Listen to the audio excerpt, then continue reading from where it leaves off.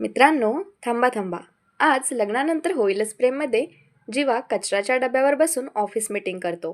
नंदिनी पंख्यावरून खाली पडता पडता वाचते आणि रम्या थेट काव्याचं आयुष्य उलथवायचा प्लॅन करते. आज 12 जानेवारीचा एपिसोड थोडा वेडा, थोडा ओव्हर पण खूप मजेशीर आहे. चला तर मग पूर्ण रिव्ह्यू सुरू करूयात. एपिसोड सुरू होतो जीवाच्या टेन्शनने, कारण साहेबांना व्हिडिओ कॉल मीटिंग आहे. इकडे जीवाची अवस्था, ना नीट कपडे, ना नीट खुर्ची, ना बॅटरी, ना लॅपटॉपला चार्जिंग. आणि इकडे गुड्डू भैया पिंकीसोबत प्रेमात बुडालेले. पिंकी, हमको तोहार बहुत याद आवत आहे. जीवा ओरडतो, ए गुड्डू इकडे ये रे. आता सगळ्यात भारी भाग. गुड्डू जीवाला बसायला काय देतो, तर कचऱ्याचा डब्बा. जीवा वैतागतो, चिडतो, पण शेवटी त्याच डब्यावर बसून मीटिंग अटेंड करायला सुरुवात करतो. मीटिंग चालू असतानाच लॅपटॉपची बॅटरी संपते. पॉवर बँक पण डाऊन. आता जीवा फुल ऑन घाबरतो. तेवढ्यात गुड्डूची महान आयडिया येते. नंदिनीच्या घरी जा आणि चार्जिंग माग. जीवा आधी नकार देतो, पण मनात म्हणतो या बहाण्याने तरी नंदिनीला बघता येईल. इकडे काव्या पूर्ण तयार झालेली असते. मानिनी खूप खुश असते. माझी सून एक नंबरच दिसते. काव्या लगेच पलटवार करते. सासू एक नंबर असेल तर सून 10 नंबरी असणारच. रम्यालाही फार झोंबतं. काव्या थेट बोलते, सगळ्यांच्या नजरेपेक्षा एका स्पेसिफिक चेटकिनीची नजर नको लागायला मला. रम्या पेटते, धमकी देते आणि तिथून निघून जाते. कागद पडलेले असतात. पार्थ झुकतो, काव्याही झुकते व त्या दोघांची धडक होते. एकदा नाही तर दोनदा. हा सीन थोडा जास्तच त्यांनी कॉमेडी दाखवला आहे, कारण काव्या पार्थला ओढून त्याच्या डोक्यावर दुसरी टक्कर करते. ती म्हणते नाहीतर आपल्याला शिंगे येतील. नंदिनी संक्रांतीसाठी घर साफ करत असते. तेवढ्यात नंदिनीचे वडील म्हणतात की नंदिनी, तू का करत आहेस हे सगळं कामं, आणि आपल्या काकू कुठे गेल्या? तर नंदिनी म्हणते, अहो त्यांच्या पायाला लागला आहे, मग त्यांना जमणार नाही ना पंखा साफ करायला, म्हणून मी करत आहे. तर तिचे वडील म्हणतात, बरं ठीक आहे असू दे. व नंदिनीचे वडील हेही म्हणतात, अगं तू पडलीस तर कोण बघणार? तेवढ्यात नंदिनीची आई येते व म्हणते की जीवा आहेत ना सांभाळायला तिला. नंदिनी आता हे जीवाचं नाव ऐकून आपल्या खोलीमध्ये जाते निघून, आणि तेवढ्यात मे आय कम इन म्हणत जीवा घरात येतो. तर जीवाचे सासरे बुवा खूपच संतापतात. शारदाताई म्हणतात की हे माझे जावई आहेत आणि जेव्हा केव्हा त्यांना कोणतीही गरज भासेल तेव्हा ते घरात येऊ शकतात.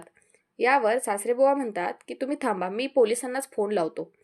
तर शारदाताई म्हणतात, पोलिसांना काय सांगणार आहात तुम्ही? हे आपले जावई आहेत, त्यांचा हक्क आहे यायचा, आणि जर तुम्ही त्याला बाहेर काढणार असाल तर मी जाईन निघून या घरातून, असं म्हणत ती आपल्या नवऱ्याला धमकी देते. नंतर सासरी बुवा बाहेर निघून जातात. इकडे जीवा नंदिनीला शोधत असतो. शारदाताई म्हणतात ती खोलीमध्ये आहे, तुम्ही जावा द्या इकडे, मी चार्जिंग लावते. नंदिनी खोलीत पंखा पुसते. जीवा लपून तिला बघत असतो. आता जीवा एक मजेशीर युक्ती लढवतो. तो नंदिनीच्या बाबांचा आवाज काढतो. नंदिनीला कळतही नाही की तो जीवा आहे. नंदिनी नकळत जीवाची बाजू घेत असते. जीवा म्हणतो बाबांचा आवाज काढत की ह्या जीवाचं भरपूर झालं आहे, त्यांनी किती त्रास दिला आहे, एकदम नालायक माणूस आहे हा. नंदिनी त्यावर म्हणते, नाही हो बाबा, ते खूप चांगले आहेत.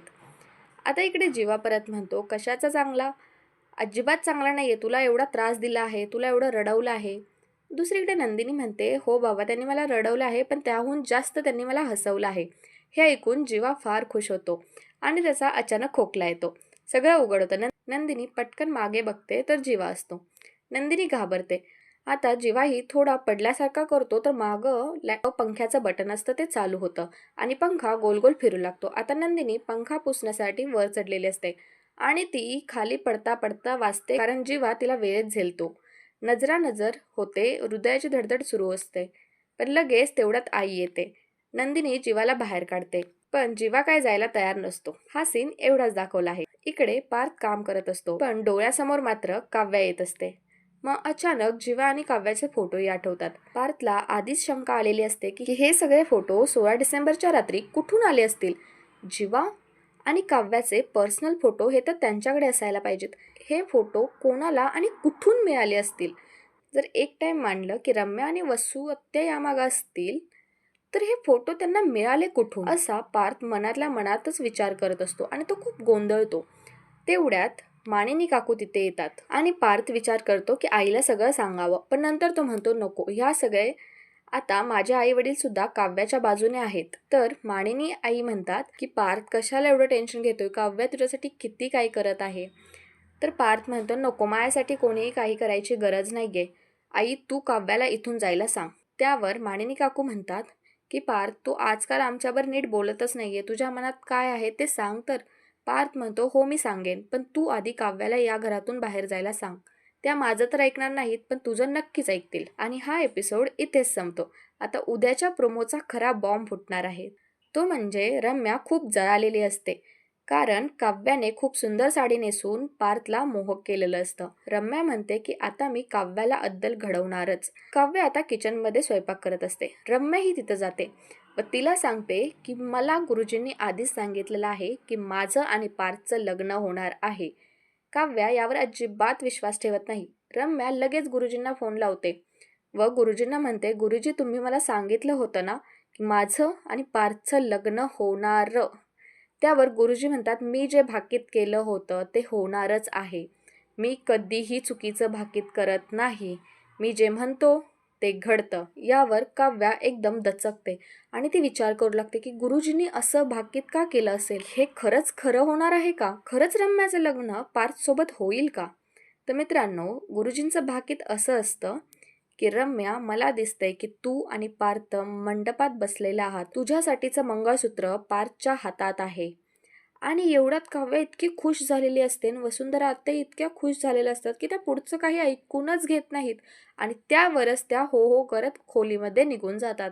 त्या खुशीच्या, त्या आनंदामध्येच. पण गुरुजींचं भाकीत खरं तर असं असतं की ते पार्थच्या हातात रम्यासाठी मंगळसूत्र असलं तरी तो ते काव्याच्या गळ्यात घालणार आहे, ना की रम्याच्या गळ्यात घालणार आहे. पण हे रम्या ऐकायला तयारच नसते.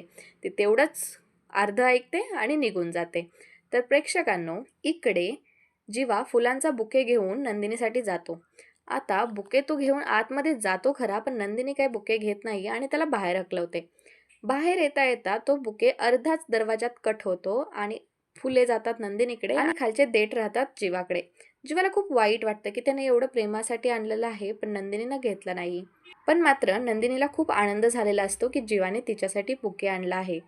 पण पण नंदिनी मान्य करत नाही. तिच्या आईला सगळं समजतं. आई म्हणते की बघ, देव ही जीवाच्या प्रेमाची साथ देत आहे. तर प्रेक्षकांनो, आजचा एपिसोड थोडा ओव्हर, थोडा ड्रामॅटिक पण एंटरटेनिंग नक्कीच होता. तुम्हाला जीवा नंदिनीचा सीन कसा वाटला? रम्या काव्याचं काय करणार? कॉमेंटमध्ये नक्की सांगा. तर मित्रांनो, आपल्या चॅनलवरती 500 सबस्क्रायबर लवकरच पूर्ण होत आहेत. तर तुम्ही आपल्या चॅनलला लवकर सबस्क्राईब करा आणि हा व्हिडिओ आवडला असेल तर नक्की लाईक करा. आणि असेच व्हिडिओ पाहण्यासाठी आपल्या चॅनलसोबत राहा. धन्यवाद.